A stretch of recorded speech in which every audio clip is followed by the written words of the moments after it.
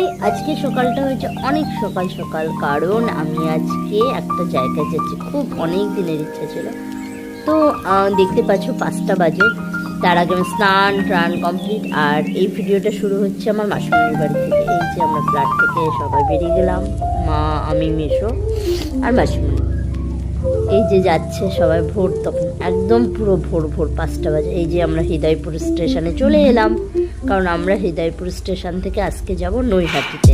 হ্যাঁ, নৈহাটি মানে সকলের মনের কামনা যে পূরণ করে আমাদের বড় মা। হৃদয়পুর থেকে দমদম চলে এলাম, তারপর দমদম থেকে আমরা ধরবো গেদে লোকাল ছিল। তো দেখতে দেখতে সকালের ওয়েদারটা খুব ভালো ছিল, দেখতে দেখতে আমরা চলেও আসলাম নৈহাটিতে। এদিকে ঘুরতে সোজা একদম রাস্তা ধরে চললাম।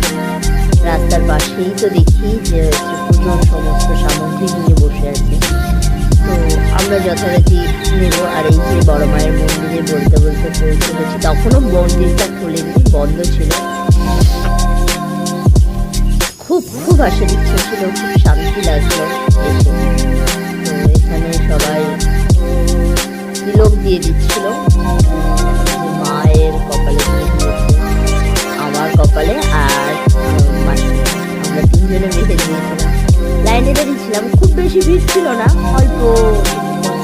জাস্ট যখন ওপেন হলো তখনই আমরা ঢুকতে পেরেছি, একবারই ঢুকতে পেরেছিলাম, প্রথম লাইনেই আমরা ঢুকতে পেরে গেছিলাম, একটু ভিড় ছিল না একদম। তো এই যে ভিডিও করতে বারণ করছিল, তবে যতটা পেরেছি তোমাদের সাথে শেয়ার করেছি সামনের ফ্ল্যাট। আর সকাল সকাল যদি তোমরা যাও তাহলে সবচেয়ে ভালো হয় অঞ্জলিটা দিতে পারবে।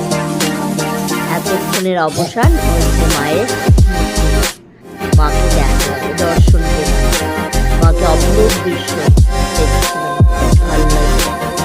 ক্যামেরায় কতটা জানি না, তবে মন থেকে খুব ভালো লাগছিল, অন্যরকম।